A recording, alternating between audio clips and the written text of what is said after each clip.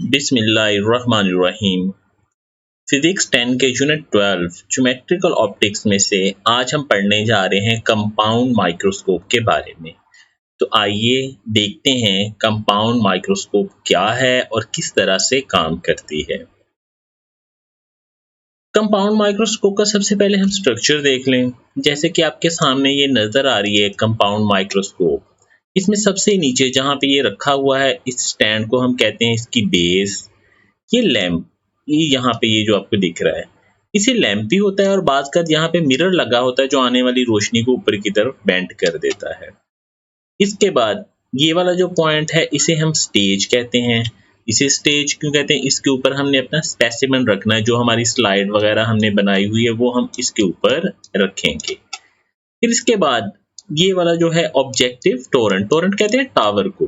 इसे objective Torrent क्यों कहते हैं? इसमें ये जैसे आप देख रहे हैं 1 2 3 मुख्तलिफ ऑब्जेक्टिव लेंस लगे होते हैं जो मुख्तलिफ पावर्स के हैं। कुछ 10x का होता है 10 गुना बढ़ाने वाला, कुछ 50x 50 गुना बढ़ाने वाला, कुछ 500x 500 गुना बढ़ाने वाला।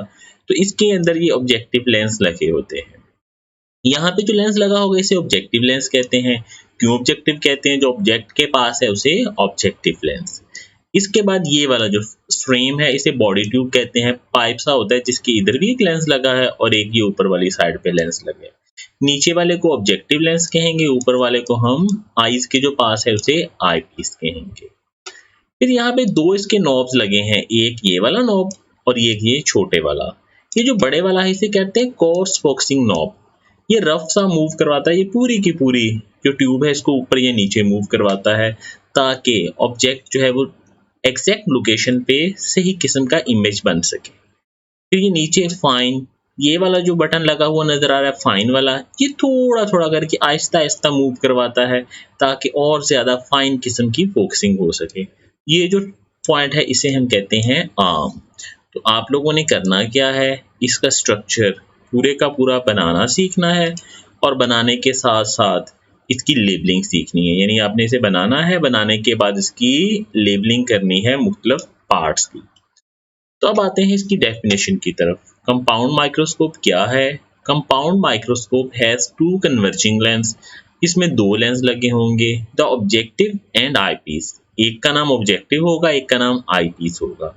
अब यकीनी सी बात है, पहले वाला जो ऑब्जेक्टिव है इमेज को बड़ा करके बनाएगा, वही इमेज जो बड़ी है नेक्स्ट लेंस जो है उससे भी बड़ी कर देगा। तो इसका काम क्या होगा? And is used to investigate structure of small objects. जो छोटे छोटे ऑब्जेक्ट्स हैं इनके स्ट्रक्चर को स्टडी करने के लिए इस्तेमाल करते हैं। इमेज इसमें कैसे बनेगी?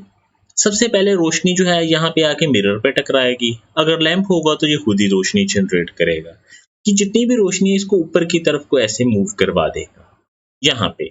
और यहाँ पे हमारी स्लाइड पड़ी हुई है। अब ये रोशनी जब इस स्लाइड में से गुजरेगी तो स्लाइड का इमेज बनेगा और ये ट्रांसफर होगा नेक्स्ट ऑब्जेक्टिव तक। ऑब्जेक्टिव का काम क्या होगा? इस ऑब्जेक्ट का एक बड़ा इमेज बना दे, 10 गुना या 50 गुना बड़ा इमेज। अब जो नेक्स्ट लेंस आई पीस आपको नजर आ रहा है उसके लिए ये जो इमेज है ये काम करेगा एज ए ऑब्जेक्ट, और ये जो 10 गुना या 50 गुना बड़ा इमेज बना है वो इसको और बड़ा बना देगा, मजीद इसे 10 to 50 टाइम्स इंक्रीज कर देगा साइज।